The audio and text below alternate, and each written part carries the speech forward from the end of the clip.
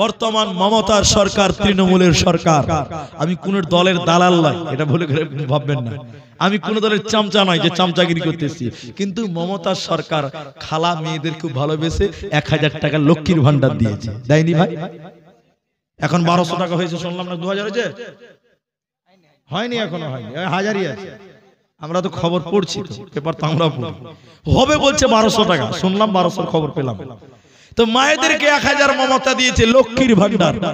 আজকের এই মাদ্রাসাতে কোন মা কোন বোন যদি মনে করেন যে 1000 টাকা আমার এক মাসের লক্ষ্মীর ভান্ডারের টাকাটাই মাদ্রাসায় দিলাম, মা জননী আমি আপনার ছেলের মতন আমি আপনার জন্য দোয়া করব, আল্লাহ আপনাকে কাল কিয়ামতের দিনে এই কোরআনের জন্য আল্লাহ আপনাকে সম্মানিত করবেন। আর আপনারা এখানে যেটি মানুষ আছেন 1000 টাকা করে দিবেন, মাত্র 1000 টাকা। 1000 টাকা ওগুলো রাখেন, ওগুলো পরে। এখানে যারা আছে 1000 টাকা দিবেন, এরকম একজন লোক বলতে পারবেন যে মাওলানা এই কোরআনের জন্য, কোরআনের এই প্রতিষ্ঠানে আমি 1000 টাকা দিলাম, 1000 টাকা। আল্লাহ আপনাকে কামিয়াবি দান করবেন, আল্লাহ আপনাকে সফলতা দান করবেন।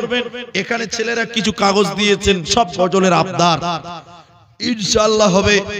এখানে রেখে যে থাকতেও কানা, দিন বুঝবেন না, শরীয়ত বুঝবেন না, জান্নাত বুঝবেন না।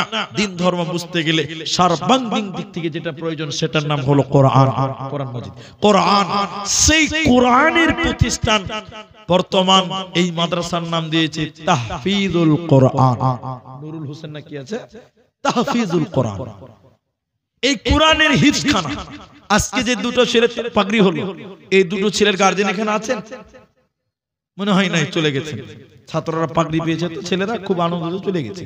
আর জালসা শুনে কি হবে না জি?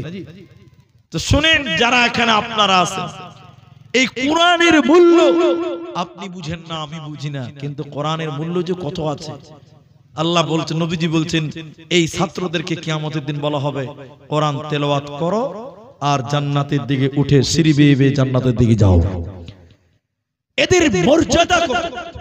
কোরআন পড়বে আর তারা ওই সিঁড়ি বেয়ে বেয়ে বেয়ে সিঁড়ির লাস্ট প্রান্তে রয়েছে জান্নাত।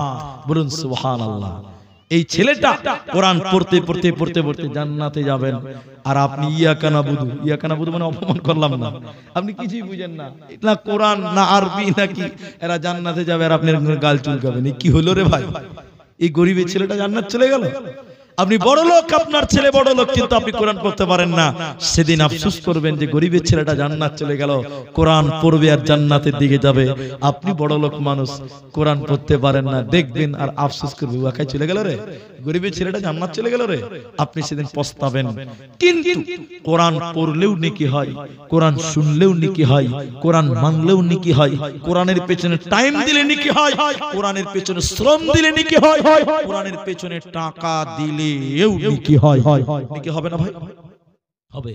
আপনি ছেলে দিতে পারেন নাই, আপনি একটা ভালো পরামর্শ দিবেন এই মাদ্রাসায়, ভাই এটা করলে মাদ্রাসাটা বেশি ভালো হবে, আপনি একটা ভালো পরামর্শ দিবেন।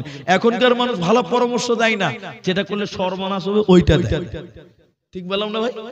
যেটা করলে 12টা বাজবে ওইটা দিবে, ভালো জিনিস দিবে না। এই জন্য আপনি পরামর্শ দিবেন, আপনি নেকি পাবেন। কোরআনের পরামর্শ দিলেন, কোরআনের প্রতিষ্ঠানে পরামর্শ দেন, নেকি পাবেন।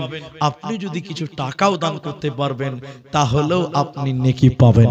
তাই এখানে যেটি মানুষ আছেন, আমি 5000 10,000 টাকা চাইলাম না। এ ভাই এই দানের কথা শুনে উঠে গেল। আল্লাহ, কি মোমেন্টের মানুষ আমরা, বলার আগেই চলে গেল। আপনি যদি টাকা না দেন আপনার কি কলার ধরে নিতে পারবো? কলার যদি ধরে বলে দিয়ে যা, কালকে বলে বলে আব্দুর রহমান শালা বক্তানা ডাকাইত ভাই, কলার ধরে টাকা লিখে গোটা এলাকাতে দুর্নাম করবে। আমি তো কলার ধরতে পারবো না। আমি চাইবো আপনি দিলে দিবেন, না দিলে না দিবেন, এটা পালাবার কি আছে?